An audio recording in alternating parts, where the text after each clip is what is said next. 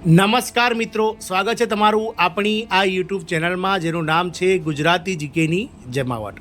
મિત્રો, આપ સૌને જણાવી દઈએ કે દેશભરમાં અલગ અલગ વિભાગ, જે સરકારી વિભાગોમાં કામ કરતા કરોડો કર્મચારીઓ છે, તે મિત્રો સરકાર સામે અત્યારે લોકસભાની ચૂંટણી પહેલાં તમામ જે પોતાની માંગો છે, જેમ કે પગાર વધારો, વિવિધ ભથ્થાઓની માંગણી, જે સૌથી મોટી મહત્ત્વની માંગણી એટલે કે ઓલ્ડ પેન્શન સ્કીમ, જૂની પેન્શન યોજનાને લાગુ કરવી વગેરે જેવા મુદ્દાઓ લઈ અને સરકારને મિત્રો પોતાની તરફ જે છે તે ભીંસમાં લેવા માટેના પ્રયત્નો કરી રહ્યા હતા। જેમાં એક યુનિયન હતું, જે એક વિભાગનું, તે પણ મિત્રો આમાં સામેલ હતું અને સરકારે અંતે આ જે વિભાગના જે યુનિયન છે તેના સામે મિત્રો પોતાના ઘૂંટણ ટેકવી દીધા છે અને સરકારે મિત્રો આ વિભાગના જે કર્મચારીઓ છે, પેન્શનર્સો છે, તેના પગાર વધારાની મંજૂરી આપી દીધી છે। જાણીએ મિત્રો આજના વિડીયોમાં કે કયા વિભાગના કર્મચારીઓના જે છે તે પગાર વધારાને સરકારે મંજૂરી આપી દીધી છે, સાથે જ પગાર વધારી દીધો છે। તો મિત્રો આ વિભાગના કર્મચારીઓ અને પેન્શનર્સનો સાથે જ ક્યારથી મળશે આ પગાર વધારો, શું કર્મચારીઓને મિત્રો પહેલાંથી જ ઓપીએસનો લાભ મળે છે કે નવા કર્મચારીઓને મળશે કે નહીં, તમામ માહિતી આજના વિડીયોમાં મેળવીશું। તો વિડીયોના અંત સુધી આપ બન્યા રહેશો। જો ચેનલમાં નવા હોય તો અમારી ચેનલને સબસ્ક્રાઇબ કરી બાજુમાં રહેલું બેલ આઇકોન દબાવી ઓલ નોટિફિકેશન ઓન કરી લેજો, જેથી કરીને ચેનલ પર મૂકવામાં આવતા આવા સરકારી કર્મચારી પેન્શનર્સ યોજનાઓને લગતા પરિપત્રો, સરકારી કર્મચારીઓ માટેના પરિપત્રો, સરકારી નોકરી ભરતીના પરિણામો, સાથે જ મિત્રો જે છે તે જનરલ નોલેજને લગતા વિડીયોઝ તમને સરળતાથી ઉપલબ્ધ થઈ જાય। તો મિત્રો, લાખો બેંક કર્મચારીઓના પગારમાં 70% પગાર વધારો થઈ ગયો છે। નોટિફિકેશન બાદ શનિવારે પણ મિત્રો રજાની જે જાહેરાત છે તે પણ હવે ટૂંક સમયમાં થવા જઈ રહી છે। મિત્રો, આપ સૌને જણાવી દઈએ કે ઓલ ઇન્ડિયા જે બેંક એમ્પ્લોઈઝ યુનિયન છે તે ઘણા લાંબા સમયથી મિત્રો 1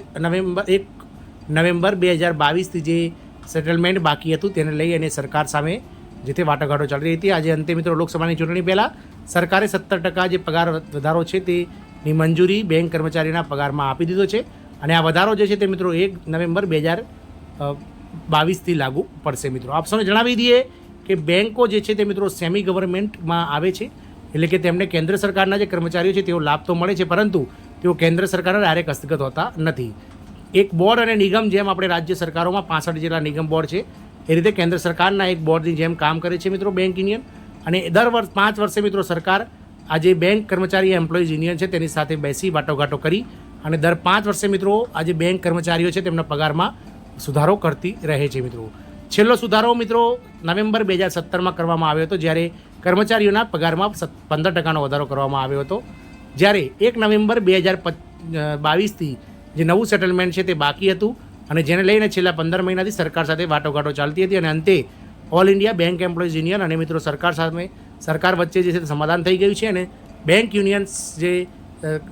છે તેણે મિત્રો સરકાર સામે જે 20% પગાર વધારાની માંગ મૂકી હતી, અંતે સરકારે 70% પગારનો વધારો મંજૂર કર્યો છે, જેનાથી મિત્રો લગભગ 8 લાખ જેટલા બેંક કર્મચારીઓ અને 7 લાખ જેટલા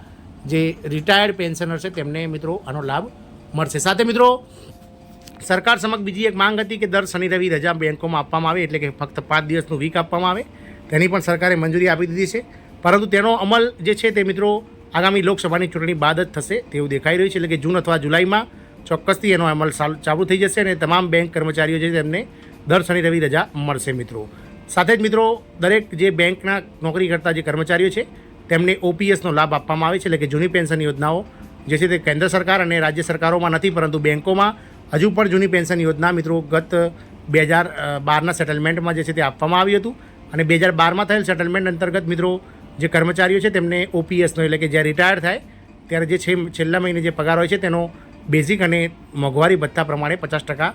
દર વર્ષે પેન્શનની જેમ મળતું રહે છે। સાથે જ મિત્રો જેમ ઓપીએસમાં દર 6 મહિને ડીએ વધે છે, તેમ બેંક કર્મચારી યુનિયનના જે રિટાયર્ડ કર્મચારી છે પેન્શનર્સ, એમનું પણ દર 6 મહિને મોંઘવારી ભથ્થું વધતું રહે છે। મિત્રો, આ મિત્રો જે ઘણા ખરા લાભો લઈ અને બેંક કર્મચારી યુનિયન સરકાર સામે જે વાતો ભીડતી હતી તેમાં લઈ અને સરકારે મિત્રો એમનો પગાર વધારી દીધો છે અને માર્ચ મહિનાનો પગાર જે મિત્રો ઘણી ખરી સરકારી જે બેંકો છે, 19 જેટલી રાષ્ટ્રીયકૃત બેંકો, તેમના પગાર મિત્રો ગઈકાલે થઈ ગયા છે, એટલે કે 27 માર્ચે તમામ કર્મચારીઓના જે પગાર છે અને એરિયસ છે, જે 15 મહિનાનું જે 16 મહિનાનું એરિયસ બાકી છે 1 નવેમ્બર 2022થી લઈ અને 29 ફેબ્રુઆરી 2024 સુધીના જે 16 મહિનાનું એરિયસ બાકી છે તે એરિયસ સાથેનું જે ચૂકવણું છે તે પણ ઘણી ખરી બેંકોએ કરવાનું ચાલુ કરી દીધું છે। આગામી 1 મહિનાની અંદર મિત્રો તમામ રાષ્ટ્રીયકૃત બેંકોમાં તમામ કર્મચારીઓનો જે પગાર છે બેઝિકમાં 70%નો વધારો થશે, સાથે જ મિત્રો જે 16 મહિનાનું એરિયસ છે તે પણ મળી જશે અને જે પેન્શનર છે તેમને પણ મિત્રો આ વખતે આ વધારામાં આવરી લેવામાં આવે છે। પેન્શનર્સોને મિત્રો તેમની નોકરી અને જેટલા વર્ષ રિટાયરમેન્ટના થયા તે પ્રમાણે પેન્શનર્સના બેઝિકમાં વધારો કરવામાં આવે છે